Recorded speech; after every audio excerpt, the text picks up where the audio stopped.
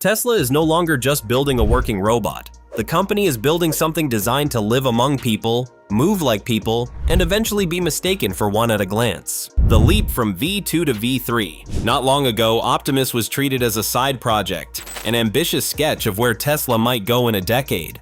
But the trajectory has shifted dramatically. Each demonstration over the past year has shown a robot that is faster, steadier, and far more coordinated than the version before it. The walking pattern looks less mechanical, the joints respond with less hesitation, and the hands have become genuinely impressive. Reports point to redesigned actuators in the fingers, allowing for the kind of fine motor control needed to handle eggs, fold fabric, or thread a small object through a narrow opening. The torso balance has improved as well, with a center of gravity that no longer requires constant micro-corrections. And this jump is not happening in isolation. Tesla is reportedly compressing development cycles in a way the robotics industry has never really seen. And V3 is meant to be the moment all of that effort becomes obvious to the public. The software shift nobody is talking about. Here is the part most people overlook. The hardware upgrades grab headlines, but the real revolution sits in the code. Tesla is funneling its autopilot stack, its vision systems, and its end-to-end neural networks straight into Optimus. That means the robot is not just running a script. It is observing, predicting, and adjusting in real time. Imagine a machine that learns the same way Tesla's cars learn to navigate intersections, except now applied to picking up a coffee cup or stepping around a child's toy on the floor. Insiders suggest V3 will be the first Optimus version where this learning loop is fully closed, allowing the robot to improve from its own experience rather than waiting for engineers to push updates. And once a machine starts learning from its environment, the gap between a programmed assistant and a genuinely adaptive presence begins to vanish. The body redesign hiding in plain sight. Look closely at the most recent Optimus appearances and something subtle stands out. The proportions are shifting. The shoulders sit lower, the limbs feel more naturally weighted, and the overall silhouette has lost that boxy prototype look. Sources hint that V3 will feature a redesigned skeletal structure made from lighter alloys, reducing the total weight while increasing structural rigidity. The aim is a robot that can stand for hours without strain, climb stairs without wobbling, and move through doorways without that telltale robotic stiffness. Even the head has reportedly been reshaped to feel less like a helmet and more like something with intention behind it. None of this is cosmetic for its own sake. Every gram saved, every angle softened, feeds back into longer battery life, smoother motion, and a presence that does not immediately scream machine. The skin question. And then comes the rumor that has the whole industry buzzing. According to multiple sources, Tesla is exploring a synthetic skin layer for Optimus, a flexible covering that could change how the robot looks and feels at a fundamental level. The idea is not just aesthetic. This kind of material could house pressure sensors, temperature sensors, and contact feedback, giving the robot something close to a sense of touch. Imagine Optimus holding your hand without crushing it, or detecting the heat of a stove before reaching across it. The engineering challenge is enormous.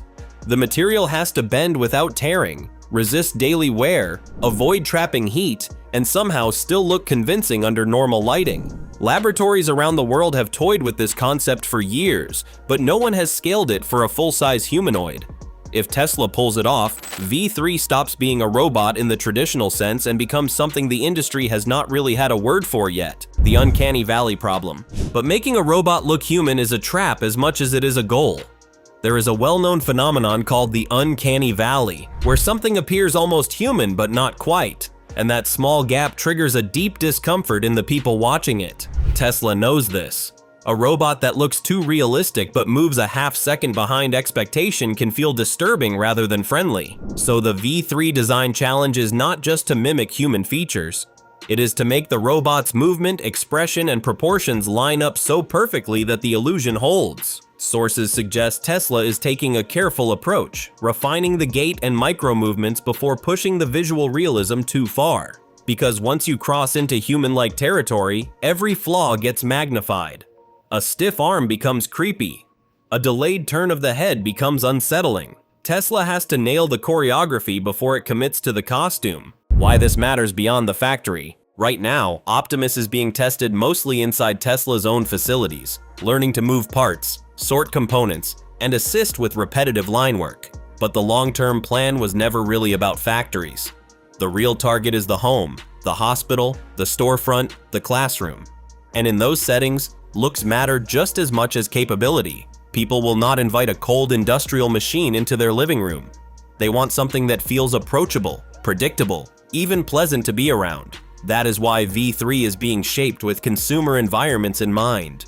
Smaller footprints, quieter motors, gentler movements, and a face that does not unsettle a child or a grandparent. If Tesla can deliver a robot that handles laundry, helps an elderly relative stand up, or watches over a sleeping baby without feeling intrusive, the entire product category opens up. And that is the market Musk has been hinting at for years. The mass production puzzle. Elon Musk has repeatedly suggested that Optimus could one day outsell Tesla's cars. That sounds wild until you remember the numbers. A robot priced in the range of a small vehicle built in volumes Tesla already understands could realistically reach millions of units per year. V3 is rumored to be the first version designed with that scale in mind. Modular components, simplified assembly, and parts that share supply chains with Tesla's existing vehicle program. The goal is to drive the cost down to a point where small businesses and middle-class households can actually afford one. That is a tall order, but Tesla has a track record of squeezing margins out of complex hardware. If they hit even half of their projected volume, Optimus stops being a curiosity and becomes one of the most disruptive consumer products of the decade. The competition closing in. Tesla is not alone in this race anymore. Companies like Figure, 1X, Agility Robotics, and Boston Dynamics are all pushing humanoid platforms with serious funding behind them. Some have already landed pilot deployments inside warehouses and logistics centers. Others are partnering directly with major manufacturers. The pressure on Tesla to deliver a clearly superior V3 is intense, but Tesla still holds an advantage few competitors can match. It owns its own AI stack, its own chip design, its own battery supply, and its own vehicle data ecosystem.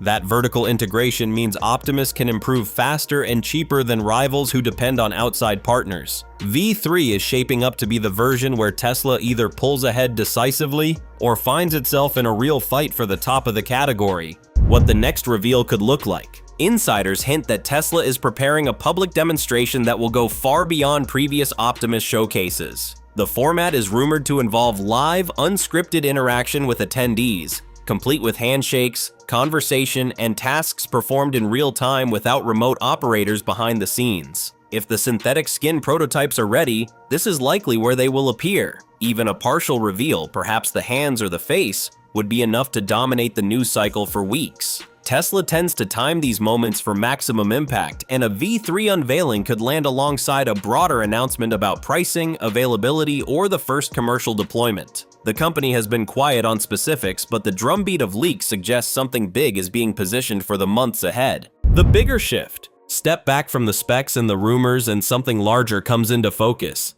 We are watching the early chapters of a shift that will likely define the next 20 years of technology. The line between human and machine is not collapsing overnight, but it is bending faster than most people realize. V3 is not just a product update, it is a marker, a signal that humanoid robots are leaving the realm of demonstrations and entering the realm of real life. Whether or not the synthetic skin arrives this year, whether or not the first units ship to homes by the end of next, the direction is set. And once a machine can walk into a room, recognize the people in it, and respond with the kind of presence we used to reserve for each other, the world quietly becomes a different place. Tesla seems to know this.